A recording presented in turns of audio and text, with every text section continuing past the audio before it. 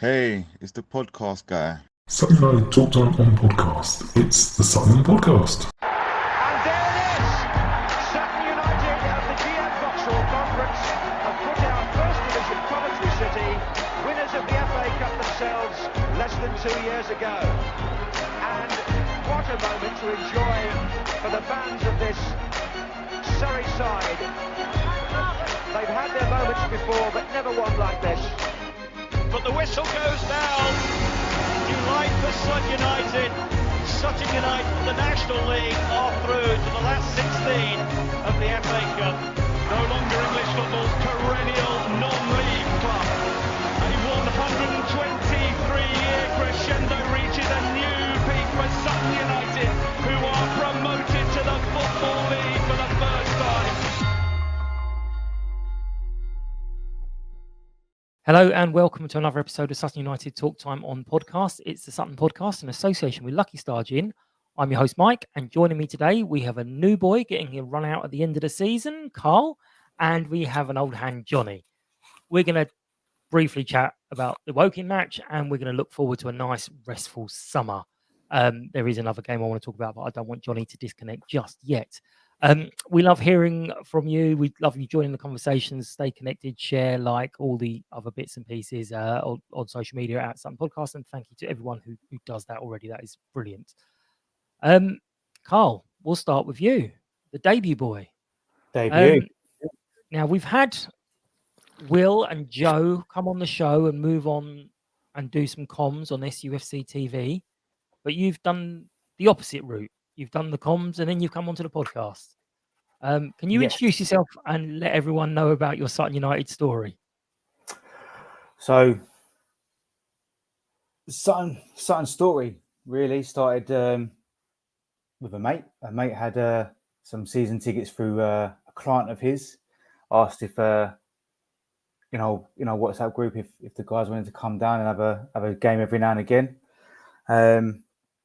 So I did. That was in the first season of the EFL, and haven't looked back.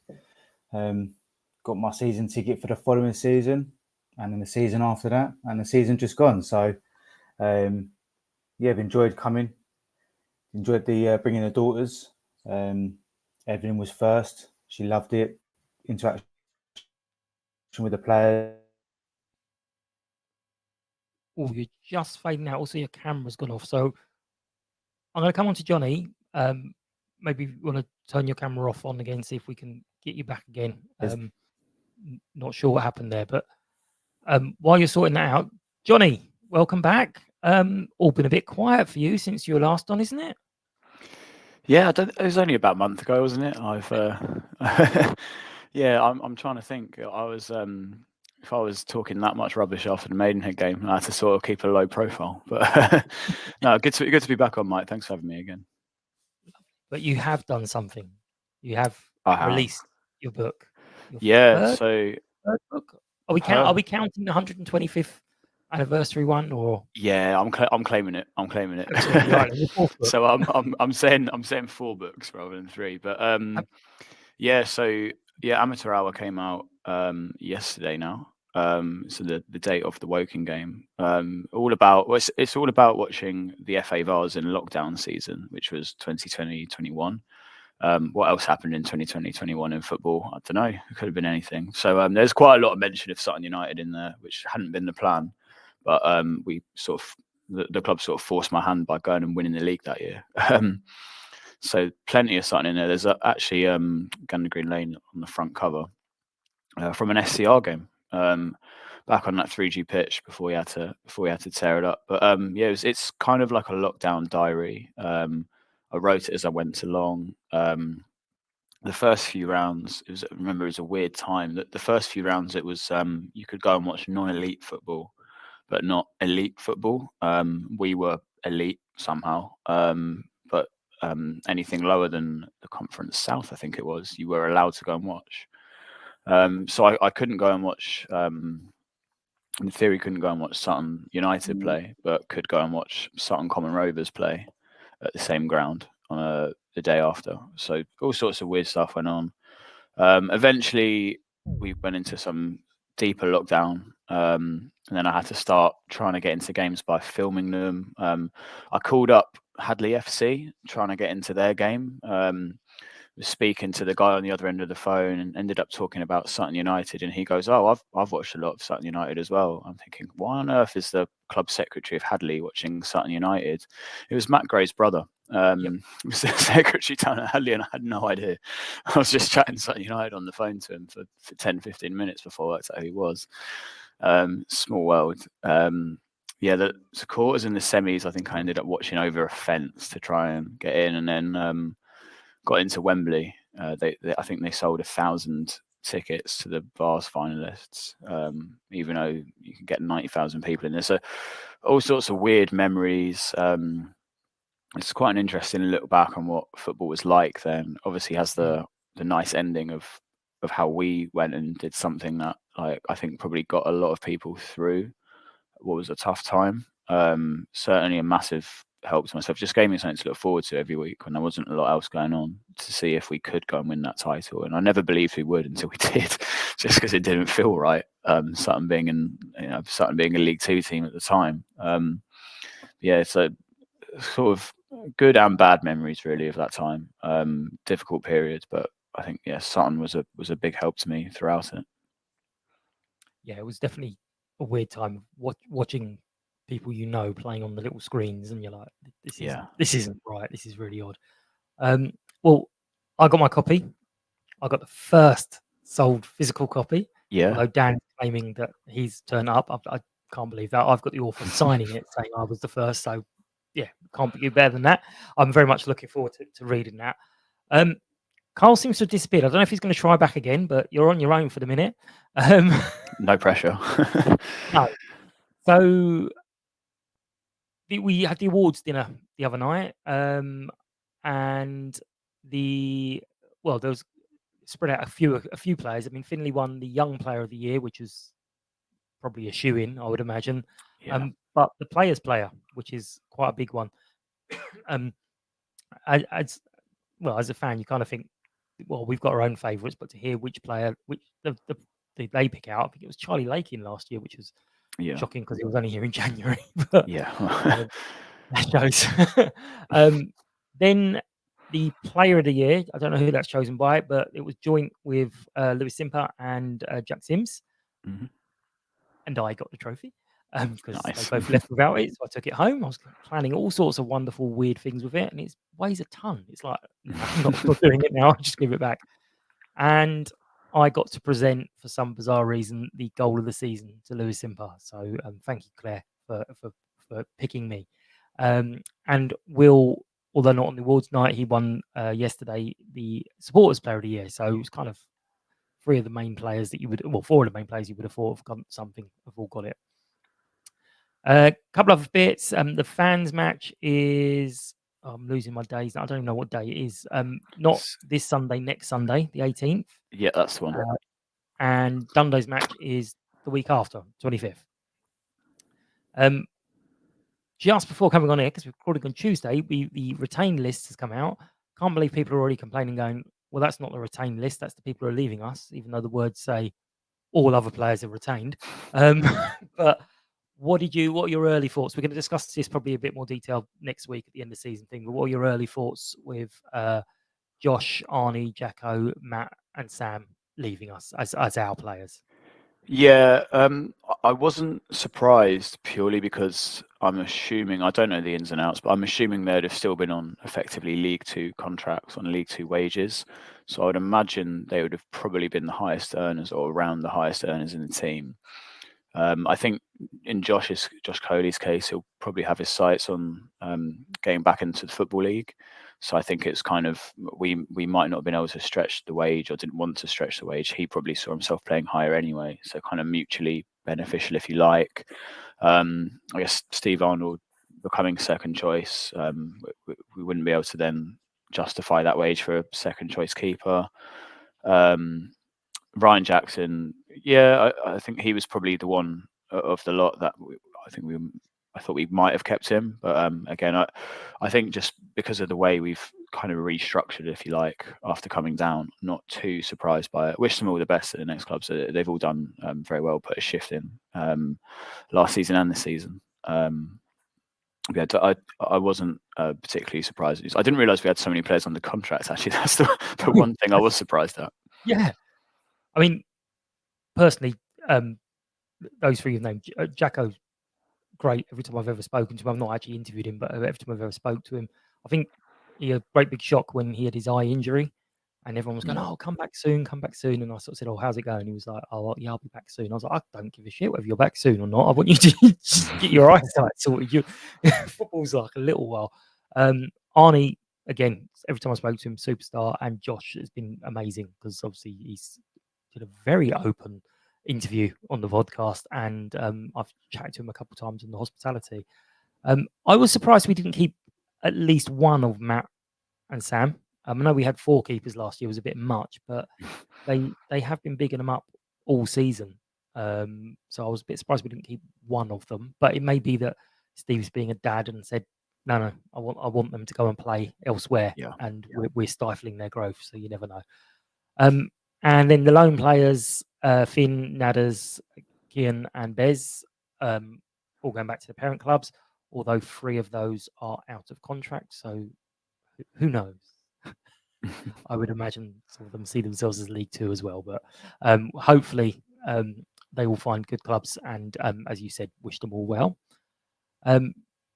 You mentioned just as we started that Junior's just signed a new 2-year contract, and you also mentioned the last time you were on, you had something to say about this. So how do you feel about the contract? Yeah, it's come at the right time to justify what I was saying, wasn't it? Yeah, I think, say, like, we've got a lot of good young players starting to get minutes. A few played for the first team, a few that have gone out on loan. So yeah, I think it's definitely a good thing. 2-year contracts as well, right? If Junior's been out on loan at Walton and Hirsch in the Southern Prem, it's a good standard of football for someone who's 17 years old to be playing. I know they've got a very young team there; they're doing things the right way. And yeah, if he's had a good season there, and I know they made it into the playoffs, he must be doing something right. So yeah, it's exciting. It's exciting for him, exciting for the club. I would imagine it will probably be another loan spell the season coming, so maybe a Conference South team. The same thing Jack Taylor did, and then see if he can make the step up after that, whether it be mid-season or another season. He's got loads of time. He's 17, 18 years old, something like that. So yeah, it's really good news. It shows that the academy system we've got is working, and we'll keep seeing the benefits of that for years to come, hopefully now. Absolutely. We'll come back to that in a second, but Carl's back, hopefully. Can you hear me? We can. We've just done a chat about the retained list. Did you have anything to say about the players going? Expected, I think. The older generation. Obviously, the family's sad about Josh, being that he's been an influential part of my kids' journey at Sutton. Obviously, I've got a good relationship with him and his better half and his 2 little ones. So he'll be missed by the family. But again, Steve, I think, wants to freshen it up, and it's not a shock, if I'm honest with you. Yeah, we were saying it's potentially for those 3 in particular, it's potentially a wage issue where they're probably on the higher end of the wages because they're all from League 2. So it's possibly that we may have wanted to keep them, but we may not be able to offer them as much as they wanted, and it's better for both sides to just go, okay, we'll just walk away now. But the girls must be devastated with Buttes last year, and now Josh. Yeah, it was Kobe Road the first year. Yeah. Then Buttes last year, and Eastie, and now Josh. Make sure they don't pick a favourite player this year. Yeah, I've said to them in their band, no more favourite players, no more shirt, no more names on the back of the shirt, no nothing. No more at all. With what you're saying, Johnny, about the academy side, I think, again, I don't know this for certain, but I think we're protected for 2 years of the academy status, but I'm not sure what happens on year 3. whether there's a partial protection, because obviously I know some clubs like Oldham got rid of the academy because you put all the money developing players and anyone could just come in with absolutely no compensation.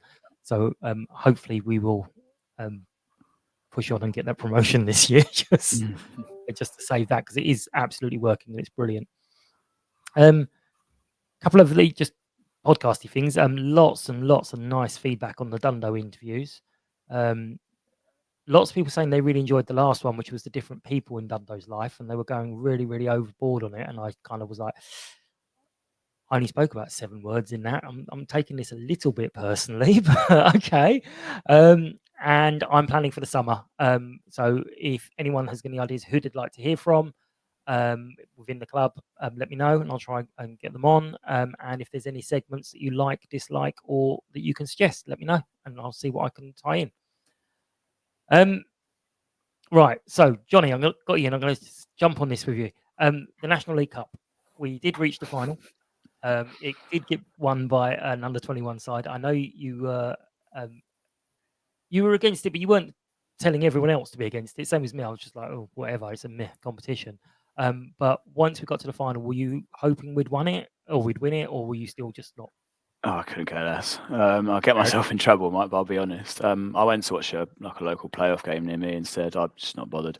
I can't get interested in development football at all. If one of the teams there is not really there to win it, they're just there for the future. I don't see the point. So yeah, not for me. Like, I get why the clubs entered it for the money, right? It's there's a saying in economics about trading blocks. Like, they're like street gangs. They're bad for everyone. But if there's one in your area, you're probably safer to be part of it than to be against it. I think the club's taken that approach to this competition. We need the money, fine, whatever. Listen, I don't think the competition should exist. I've been very clear about that. I think the Premier League, it's just blood money from the Premier League to make up for cut replays, but it's also just for their benefit. I mean, you can see how ridiculous the rules are, where we're having to substitute Sidhu off after 30 seconds because we've had to start him with a dislocated shoulder. It's all for their own benefit, not for ours, and I'd like to see it gone. So yeah, no interest from me in the final. Wouldn't have said it was making it a better season if we'd won it. Wasn't upset that we lost it. And yeah, so I get why the club's in it, but I'd rather the competition just quietly disappeared over the summer, and I think it will. I'm not sure it will now they've had an under-21s win it.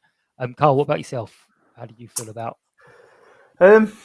Just another Tuesday night out, really, without the kids. But no, I've got sort of similar thoughts with Johnny. It was a nothing competition. Would it be nice for it to be in the first team to win it? Yeah, of course it would have been. But I listen to TalkSport regularly, and there's Charlie Baker, who's a Torquay United fan, but ranted and raved about it on Wednesday's show last week. Echo what Johnny said about the cup competition replays. It's just another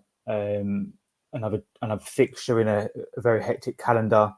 The Premier League under-21s have a competition that they've entered, but then on the flip side, you don't really know how good these players are against men until they play men. So, and I felt that the Leeds game, I felt the Leeds team did very well. A couple of players shone out. I think we signed a West Ham player off the back of the game that we played against them. So, it's a good opportunity for them. But I enjoyed the games. I enjoyed another night out watching the football. But I wouldn't be sad if it wasn't here next year. Yeah, I mean, there were pluses. I was very much just like, I'd take it or leave it. I wasn't too fussed at all whether I went or not. But the crowd was different because there was a lot of kids, and I know they were giving or doing lots of cheap deals. But chances are those kids are going to love it and drag the parents back. So there's a possibility there. I did stupidly say to John Meaney that, well, to be fair, if we're going to do crap in a cup final, we might as well do crap in one that no one really cares about. And then I spent the next few minutes being lectioned about why it would have been important to win, and it doesn't matter the competition, even if it's the Surrey Senior Cup, which I think, or the Sussex Cup, I think he won with Horsham last year, or year before, something like that. And they've now just started winning. He said, winning breeds winning. So it doesn't matter what you win. And yeah, whether people like the competition or not, it was a competition we had a chance of winning. And if we'd won it, it would have been better because everyone would have felt winning something. So yeah, he smacked me down a little bit, but the club's made money from it, as you said, Johnny. So you could say that about the Papa Johns, though, couldn't you, Mike? Really, it was a final that it was only based on the lower league team. Yeah. They got to the final, and it was just final experience. It would have been nice to win it, of course it would have been. But again, same with the National League Cup. It's a final. You've got to be able to take the pressure and the nerves into a game and win it.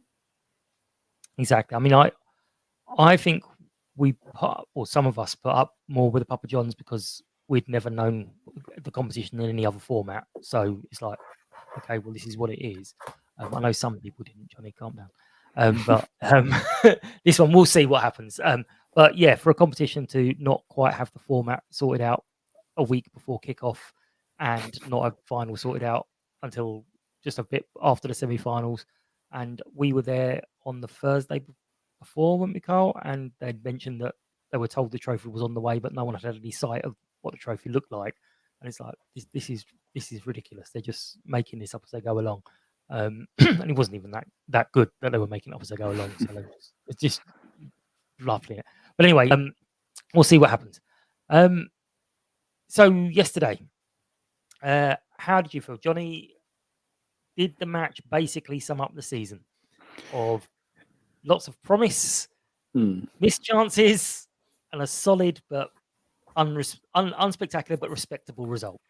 Yeah, I think it was a bit of the season in sort of different parts of the game, really.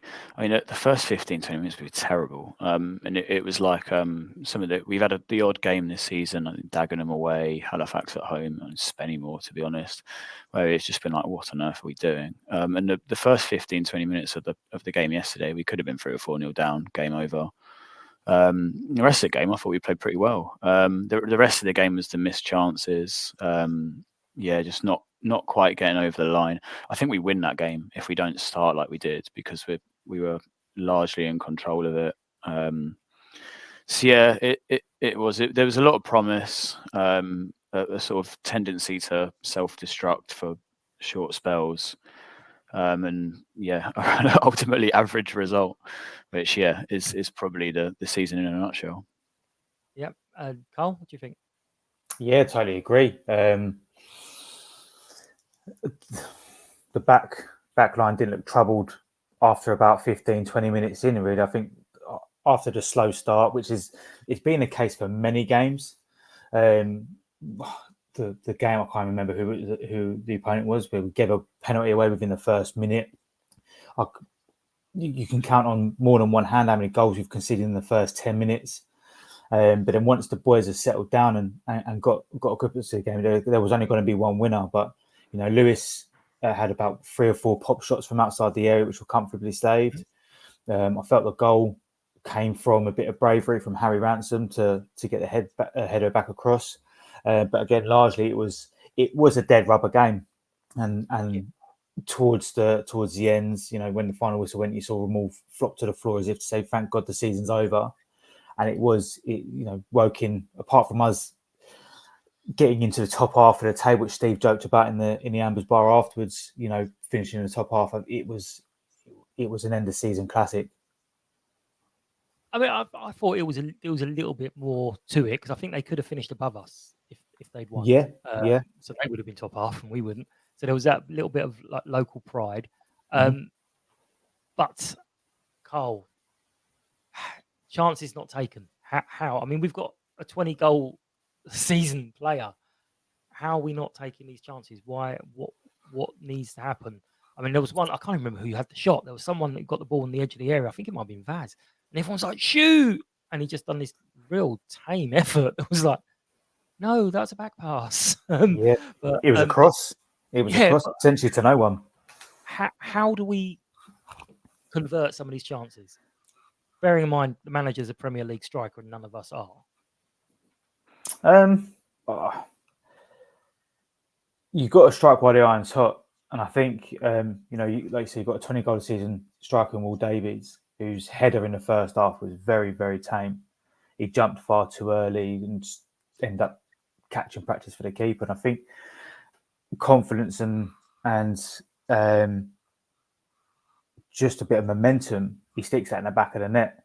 And I think it's just about taking the chances with a little bit of luck. How many goals have we conceded this year where someone's had a pop shot and it's taken a deflection or a goal mouth scramble and Simo's on the floor and it pops past him?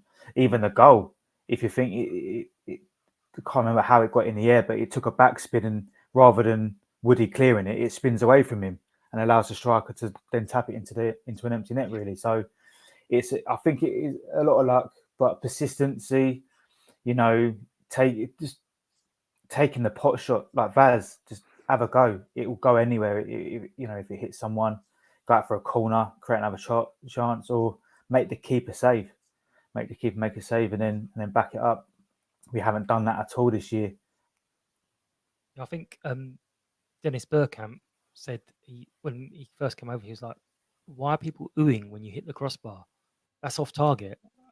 Because you've got to make the keeper do something. Johnny, you're a goalkeeper. Do you like these shots from distance, or are you happy to watch them come into your arms? How do you think we should be doing better with these chances? Yeah, I think quite a lot of the time, to speak for myself, as a goalkeeper, you're quite happy to see people pass off the opportunity to shoot. If someone hits it if Lewis Simper hits it from the edge of the box and it's anywhere near the top corner with a bit of power, it's going in. National League goalkeepers aren't, world beaters. So I think we've started to get the hang of that a little bit more recently, or Lewis Simper started to get the hang of that a little bit more recently. The goal at, I think Steve Morrison said it after the Oval game, to hit it before the keeper's set. And that's, as a keeper, that's what you don't want the attacking player to do. Once you've got time to get set and get ready to face a shot, you've got a much better chance of saving it. And I actually think a lot of the time with one-on-ones, the longer the striker takes, the easier it is for the keeper. So I think, hit it earlier. I think maybe slight tendency to overplay at times. We're trying to score the perfect goal and it's not quite coming off. But I think we're getting there. You see, say Lewis Simp had a couple of shots. The chance we had where we had it, like De Silva put the rebound against the post, and then Davis couldn't quite turn the rebound. And again, it's just Lewis Simp touch from a throw-in shot.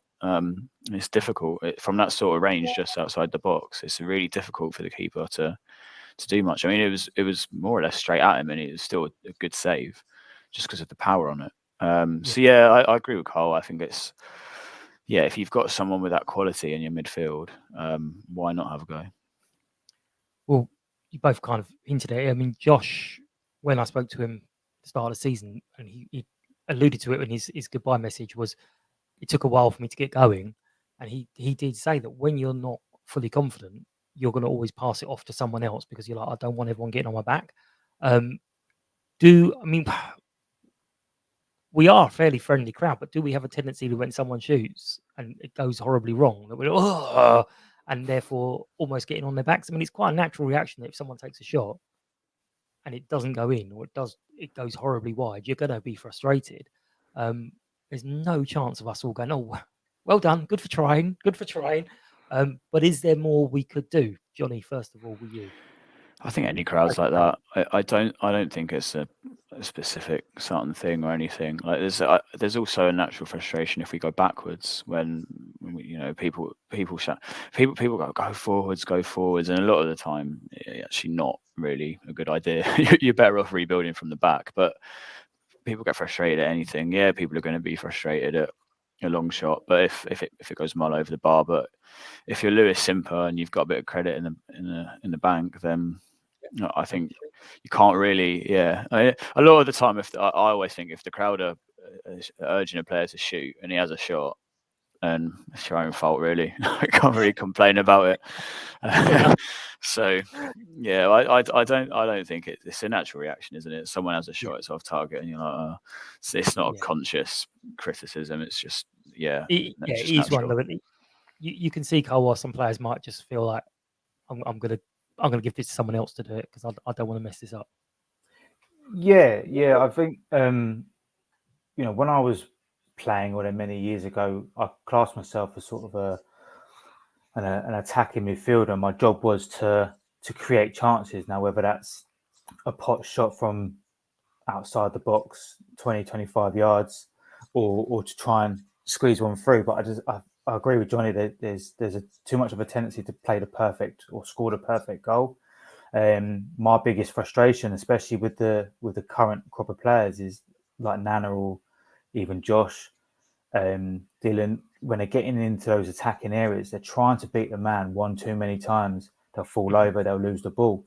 Just get the ball in the box. Whether it's along the floor or a little chip, just get it into the box. Make the defenders and the goalkeeper have to do something, because that's, again, Johnny said it earlier. These it's National League. They're not world beaters. They're not the Virgil van Dijks or your Edisons. They're going to make a mistake. Especially the Ebbsfleet goal, where Lewis just had a pop shot. I felt the keeper should have done a lot better than that. It was so far out, but the keeper wasn't set. Didn't get anywhere near it in the end. So I do get the vibe sometimes that when they do hit the ball and it goes into row Z, essentially, there is a groan and a moan and stuff. But that's just disappointment because the crowd expect better from someone like Lewis or Nadder's Will, so I think that they should take that as a positive rather than a negative. Yep, true. Yeah, if it's silent and no one says a word, then you've got to think, oh, wow. Yeah.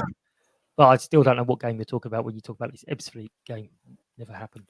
In the bag. It's in the bag. Jack's goal. I think it kind of had elements of what you're both saying about the ball going backwards, because it was a recycled corner almost, and Nadder's got the cross in. Harry flicked it on, let's say, headed it on, and we saw Jack Wadham celebrating a goal. He didn't do that against Man United because he was so frustrated with how he played. But talk us through your thoughts on the goal, Carl. Yeah, like I said earlier, the bravery from Harry to get the ball on, knocked on. He took a knock to the side of the head afterwards and took his time. But get that ball in the box. You got my biggest ick about corners is when they take it short. You've got all the big guys that go up there.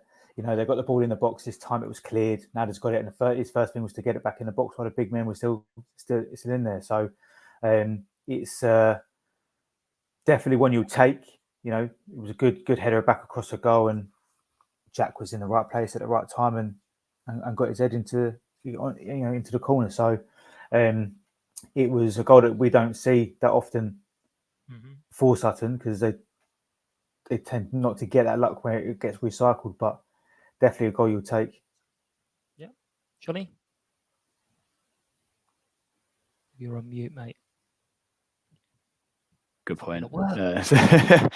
Yeah, it's like Carl says, it shows what happens when you get the ball in the box. I agree on the short corners. I think short corners can work if we have an idea of what we want to do with them and we take them quickly, and we don't seem to do either of those things. Now it's been frustrating because all season not really got any better. I don't think we scored enough headed goals this season, just off the top of my head. I can't think of too many. So it's something to work on. And you got your centre backs up. They're going to win headers. Just a flick on a deflection in the box. It might drop for someone. It fell for Jack. It was a good header. There you go, out of nothing, back to 1-1. Hopefully next season. I think of the corners we have scored this season, I think we've probably scored more from just putting it in the box. The one that comes to mind is Will Davis at York. Yep. I can think of one short corner that we scored at Hartlepool away, which was basically just playing it to Lewis and him having a shot from the edge of the box. It wasn't a sort of well-worked routine. It was just we took it quickly when they weren't ready. I think fewer short corners, they can work from time to time, but there was get the ball in the box and you never know what might happen. Put it in the mixer. It was great to see some of the old boys. You got Aidan was around yesterday. He had a quick hello. Paul Butts was stuck for about an hour or two while he was trying to get a coffee, and everyone just kept coming up having a chat with him and having photos and stuff. Also, I'm not sure how happy he was really to be called up on stage to do the strikers a key at the end of season event for our own players. He was like, no, I shouldn't be here. Wasn't so happy to see Chin. That wasn't so great for Chinakoli to come back play so well against us. And also Tyler, I think he's ended up with stitches in his foot because of some horrendous tackle towards at the end. But not going to live long in the memory, but 3,000, almost 300 there. That shows support is still there, Johnny. What do you think? Does that show we've got a good grounding for next year? Yeah, I think we've got a good base. It's a very young supporter group as well, which we've never really had before, which is promising. They're your fans of the future. If you look at, especially looking at our crowds, the season before we went to pre-lockdown season, it's like half of what we're getting now, pretty much, just over half of what we're getting now. So it's promising, given that we've been not really having a realistic chance of making the playoffs for a while now. And crowds have held up. It's good. It's really good. Hopefully it stays like that next season. I mean, if we start next season well and we're pushing towards the top, I think we'll actually get bigger crowds than we're getting now. It's a kind of trend across the whole of non-league football, and we're doing all the right things, I think, to try and maintain that with like Amber 100s. Like the stuff, as much as I hate the National League Cup, like the free tickets to school kids is a really good idea. Like at least we're doing well out of it. If we're in it, we might as well do it properly, and we are. So yeah, it's promising, and like say, hopefully, if the crowds stay up, you keep an atmosphere. Players want to come to a club where things feel positive, where things are moving forward. I think we've got that. It's ready, and if we can just start next season well, I think it will all come together, and it'll be like a really sort of positive, lively place to be. Yeah, I mean, Carl, you obviously came down anyway, but it was kind of the girls that got you hooked coming down when they're loving it and they put their great hair bows and bands in. Yeah. No, that's how I introduced myself to Carl and Vicky. Yeah. Hair bows. Yeah, no, I don't know whether you heard much of my intro, but I came down with a friend, and then Evelyn wanted to come on a Saturday, so took her down, and just purely the fact that she loved it. She gets to run around. There's a family feel around the club. Everyone's so friendly. Stewards, representatives, the players, the staff, and all that. I think I agree with Johnny in the free tickets for the schools. I think I'm not commercially minded, Mike, but there are other revenues that the club can bring in, rather than just ticket sales. So if they can get the crowds in through the door, scarves, hats, bows, those sorts of things can bring revenue into the club to help them move forward. I think, I've seen the quieter nights or the quieter days where not many people turn out, and I've seen it when it's been packed, unable to move sometimes, and it's always varied on different Saturdays or Tuesdays or how the timings of the games and stuff when international breaks are on or no Premier League is on, etc. But I totally agree. It's a good basis. The morale's up. People want to go and see football that's winning. So have a good start to the season, and you'll get the crowds in. Absolutely. So start of the season, I've kind of said, I'd like a little push for the playoffs, which didn't really happen, and I wanted a top 10 finish. Got a top half finish. I didn't realise Morrison had said that, because I said that on my little video as well. So I've been doing it at the same time as him. So, and a cup final and a quarter final, which is the furthest we've gone in the Vase for many, many years, not just the 3 years we weren't in it. Is it an okay season? Carl, we'll start with you. This isn't the season review, but short answers. Is it an okay season, a nice base to build on? It's a yes and no answer, Mike, to be honest with you. If you look on the grand scheme of things, I think a 12th place finish when you've literally renewed the whole squad. I think, I know Steve Arnold played a handful of games at the start, but Josh and Ryan Jackson are the only real existing players that played a regular part of the season. So I think the 12th place finish is a reasonable season to have. 3-year project, consolidate, maybe a slight push next year, and then a push for promotion in the third season. But if you look at the games that we've played and the games that we've thrown away or not won, you would be disappointed in a 12th place finish. I think with 8 games to go, with 6 points outside the playoff, with very winnable games, and we just didn't get the results. Ebbsfleet being one of them, Hartlepool being another when you're up and you can see silly goals. But overall, I think if you're not going to push for promotion, just finish as high as you possibly can. And I think 12th was probably a fair result over the season. Yeah, Johnny. Yeah, I think it's an okay season, nothing more. I think I would have probably taken it just as a pessimist. Like a lot of bigger clubs than us, to be fair, have got relegated from League Two and then gone down again, and then you're in trouble. So we've avoided that fairly comfortably in the end. So it's always difficult when you renew more or less the entire team. The disappointment was the FA Trophy, because we just didn't turn up for the biggest game of the season against a team, like, no disrespect to Spainmore, got to the final obviously, but team in the league below at home, you probably should be winning that game. And I guess the other concern for me is that we were better in the first half of the season than the second half, and that's looking at points rather than just an opinion. We've got worse as the season's gone on. You kind of expect it to be the other way around with the new teams, so I think we've got to address that. I don't know how many new players we'll be able to bring in, but yeah, it's say like 12th, fine, it's okay, I'd take it, but just a few things to iron out before we can look to push on next season, as opposed to looking over our shoulder. That leads to the next question. So apparently some signings are already lined up. I don't have any information. I ask not to, because I'll say something stupid.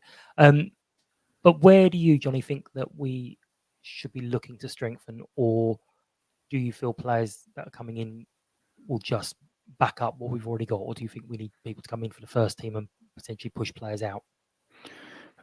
I think we probably need players in every position to some extent. We're going to need a new backup keeper, because we've lost like 4 goalkeepers today. So a new backup keeper. I think defensively, probably at least 1 or 2 to come in. I think Taylor and Kirk are the first choice centre backs. I think probably a bit of extra cover there. Obviously, a right back will be top of the list now. Now Jacko's gone. In midfield, the big loss is obviously Finley Barbrook, which we knew was going to happen. How do we find a replacement for him? I don't know. He's such a good player. So that'll be difficult. Cover for Will Davis up front. Have we got that at the minute? I don't know. Maybe Nadasan was that player, but is he still going to be here? So that I think, definitely players in every position. Sort of balance, I guess, across the whole squad. And then it depends who we lose as well, because I guess you've got some players that are under contract that we might not think are part of the plans for next season realistically, and might they go somewhere else. And then we've probably got a few players where there'll be bigger clubs sniffing around. If they leave, we get a fee, so it's not the end of the world. But I think we probably want to keep players like Lewis Simper, Will Davis, Jack Sims, whatever is being offered. So we'll have to see. A lot will change in the next few weeks. But definitely, players in every position will have to come in. Okay, and Carl? I would slightly go against what Johnny said there. I don't think we need players in every position. I think we've got enough defenders to cover the losses. I think that's been the team's biggest downfall this year, is the amount of injuries and absences we've had in the defence. I would concentrate more on the attacking side of things. Obviously, they've only got 1 keeper now, so that's a given. So, but you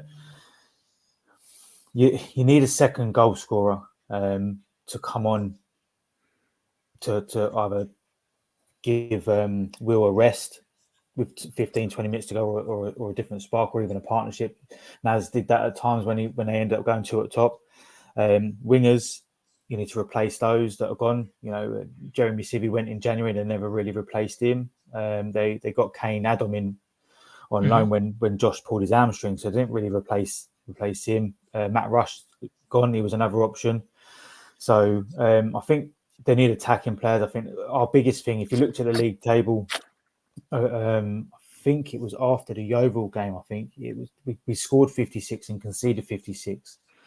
So we're not scoring enough when we're conceding that amount. So I agree. You've got to keep hold of Will Lewis and Jack Sims in goal, and then build around that core. I agree with the centre back partnership. You know, Jack Taylor was a big loss when he left, when he got injured and stuff. So, you know, you've got the core, just build around that, I think. But you need a squad this league. It's a long old season. You know, we've shown this year the amount of injuries we've had to some key areas. And I think if you've got decent enough backup who's happy to play that backup role, then that'll be a perfect scenario. Yeah, I mean, it's going to be a squad game. It's just who can we get in? All the players, obviously, we're delighted they were on 2 years, but that means they're on a 1 year now. So you've got then decisions on if we do get an offer, do we go with that offer? If we're kind of still in the hunt in January and someone comes in for, let's say, Will, do you then go, well, that offer's too big, we've got to take it, because that apparently is going to be the sort of the way we're going. We're going to be following the route of Brighton and Brentford, so we're going to develop players and possibly sell them on. But yeah, lots to think about. Normally at this stage, I talk about what's coming up next, but there's not. There's the pre-season friendlies. So far, the information I've got is there'll be some at home and some away. So finger on the pulse here, Mike. And I mean, although to be fair, we didn't have many at home last year. And finally, the prediction league. I haven't finished the table yet, but Pessimistic PC has won because all he needed was Stuart. Well, Stuart had to get a full house, and Chalmers get basically no more than 1 point, but he did predict a 1-1 draw. So he's definitely won it. I just don't know how much by. But if anyone's interested for next season, please let me know. And we will hopefully be pushing out the link for the podcast player of this season. Same format as before, where it's like the World Cup groups. Although I popped it in the little WhatsApp group earlier, and people are telling me, it's not working properly. So we're going to see what happens with that. I'll try and fix it. But after that, we're going to wrap up this episode. As always, we appreciate the attention and feedback. Follow, like, and share on all social medias. Give me the thumbs up on YouTube. And we are going to be back on Sunday with a season review. There's a few different people who wants to contribute, so I'm kind of working out who come in first, to be honest. As always, thank you to Lucky Star Gin, our sponsors, and a big thank you today to Johnny and Carl. Thanks to you for listening, and hope you've enjoyed this episode of Sutton Podcast. Take care, and we'll catch up soon. Bye-bye.